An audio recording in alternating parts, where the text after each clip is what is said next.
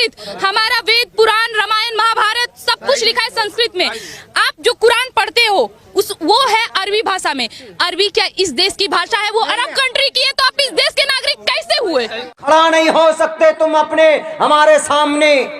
मैं तालिबे इल्म जरूर हूँ, लेकिन तुम्हारी ग्रंथों को पढ़ना शुरू करूंगा तो हमारी नमाज तुम्हारी ग्रंथों के अंदर नजर आएगी, हमारा अजान तुम्हारी ग्रंथों के अंदर नजर आए, हमारे ज़कात तुम्हारी ग्रंथों के अंदर नजर आएगी, हमारे रोजे तुम्हारे ग्रंथों के अंदर नजर आएंगे, हमारे नबी तुम्हारे ग्रंथों में नजर आएंगे, हमारी आखिरत तुम्हारे ग्रंथों में नजर आएगी, हमारी क़यामत तुम्हारे ग्रंथों में नजर आएगी। उठाओ, क़यामत का तज़किरा तुम्हारे गुरुर पुराण के अंदर है कि नहीं है?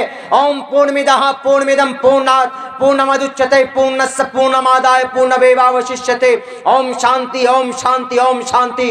उठाओ, हमारे सूरह फातिहा का तज़किरा तुम्हारे गायत्री मंत्र में है कि नहीं है? ओम भूर्भुवस्वः तत्सवितुर्वरेण्यं भर्गो दिसि दिवस्य धीमहि धियो यो नः प्रचोदयात्। उठाओ, आखिरत का तज़किरा, मरने के बाद दोबारा जिंदा होने का अकीदा हम रखते हैं, तो तुम्हारे ग्रंथों के अंदर है कि नहीं है? युनः पिता जनिता युविधाता धामानि वेद भूनानि विश्वा युदेवानाम नाम दायक इब्तम संप्रश्नम भूना यंतयन्या। उठाओ, एक अल्लाह का तज़किरा, हमारे एक अल्लाह के होने का अकीदा तुम्हारे ग्रंथों के अंदर मौजूद है कि नहीं है? लिंग चिदी शिखा नतस्य कत्थित पतरस्ती लुके न चिस्ताने वच्चतिस्य लिंगम सकारनम कर्णाधिपाधिपो न चास्य कच्चित जनिता नत्राधिपा। उठाओ, मौत का तज़किरा तुम्हारे ग्रंथों के अंदर है कि नहीं? अविक्तम वित्ति मापन्यम मन्यन्ति माम बुद्धमा परम भाव मजानंतो ममाव्यमानुत्तमम। उठाओ, एक अल्लाह की इबादत का तज़किरा जो बिना किसी अंग के बने हुए हैं तुम्हारे ग्रंथों के अंदर मौजूद है कि नहीं? न देवा मुरच्छलामिया, अगर ना हो तो मुझे कहना। दुनिया के अंदर कितना बड़ा पढ़ा लिखा आ जाए, मैं साबित करूंगा अपने कुरान से भी और बाइबल से भी और वेदों से भी कि वी आर कंप्लीटली मुस्लिम। हम अल्लाह और ईश्वर के नजदीक सबसे बेहतर और कंप्लीट अगर कोई इंसान है, सबसे बेहतर और कंप्लीट अगर कोई मनुष्य है तो वह इस धरती का मुसलमान है। क्यों? क्योंकि वह ईश्वर के फरमान के मुताबिक अपनी जिंदगी गुजारता है। आंधियां आएंगी, चली जाएगी, सैलाब आएगा, चला जाएगा, सुनामी आएगा, चला जाएगा, ये भी आए हैं, चले जाएंगे।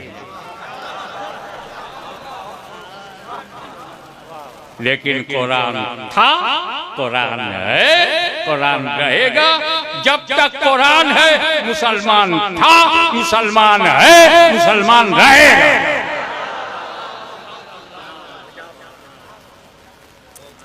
कुरान अभी तक बदला नहीं गया, कोई संशोधन नहीं हुआ। No any amendment in holy Quran. 1000 near about 1400 years pass, 1400 बरस से ज्यादा हो गया, कोई संशोधन नहीं हुआ। और 70 वर्ष में 100 से ज्यादा संशोधन तो संविधान में हो गया। क्यों? क्योंकि ये तुम्हारा बनाया हुआ संविधान है, वो अल्लाह का दिया हुआ कुरान है।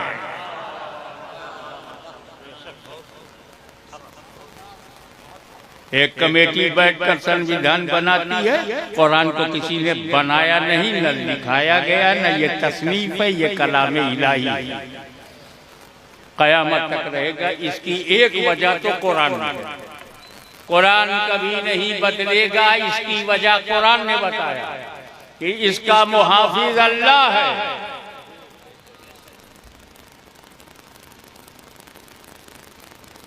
बहुत क्लियर है कि अल्लाह ताला ही इसका मुहाफिज है, निगहबान है, और उसकी हिफाजत में कुरान है। किसी का बाप भी कुरान बदल नहीं सकता।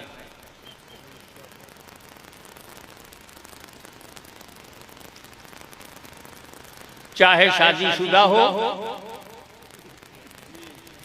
कभी चाहे कुंवारा हो, और चाहे शादी के बाद बीवी को छोड़ दिया हो, कुरान को कोई बदल नहीं सकता। एक वजह तो यह है कि अल्लाह ताला ने इसकी हिफाजत को अपने जिम्मे करम में किया, और दूसरा रसूल पाक का इंतजाम रसूल पाक ने भी किया कि कुरान के साथ अहले बैत को जोड़ दिया। तरक्तो फीकुमुस सक़लैन, मैं तुम में दो भारी चीजें छोड़ रहा हूँ, किताबुल्लाह और अहले बैत। इन दोनों को मजबूती से पकड़े रखोगे, हरगिज हरगिज गुमराह नहीं होगे। गारंटी लिया रसूल पाक ने। ये गारंटी नमाज में नहीं लिया कि जो नमाज पढ़ेगा गुमराह नहीं होगा। ये गारंटी हज में भी नहीं लिया कि जो हज करेगा गुमराह नहीं होगा। न जाने कितने गुमराह हज करने जाते हैं। इसमें गारंटी है कि जिसने कुरान और अहले बैत को मजबूती से पकड़ा वो गुमराह नहीं होगा। अब अगर झाझा में, जमुई में, आसपास कोई गुमराह मिले तो समझ जाना या तो इसने कुरान छोड़ा या अहले बैत से पंगा लिया।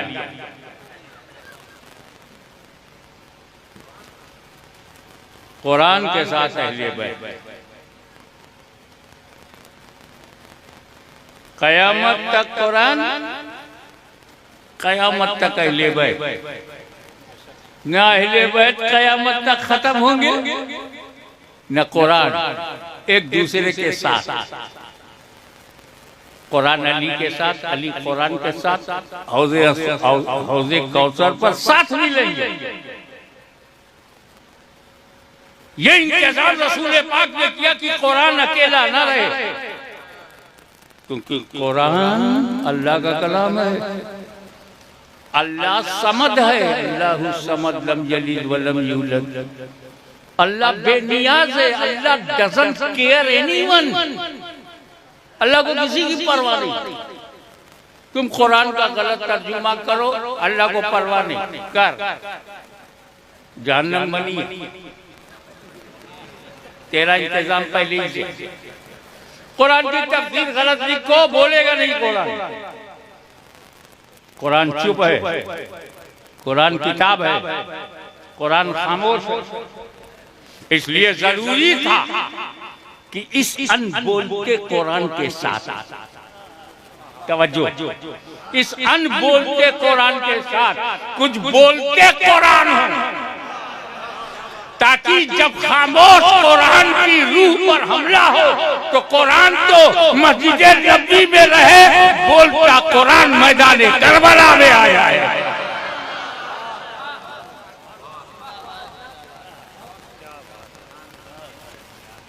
अब जानते हो जब मूसा अलैहिस्सलाम ने बनी इसराइल को तौरेत दिया तो सिर्फ तौरेत दिया, अहले बैत नहीं। तवज्जो करूंगा, ईसा रूहुल्लाह ने जब इंजील दिया तो उनके तो अहले बैत ही नहीं। तो जहां किताब के साथ अहले बैत नहीं वो बदल गई, मगर जहां कुरान के साथ अहले बैत है आज तक कोई बदल ना सका। तो हाफिज़े कुरान को हल्के में मत लेना। मैं तमाम हुफ्फाज़ को मुबारकबादी पेश करता हूं।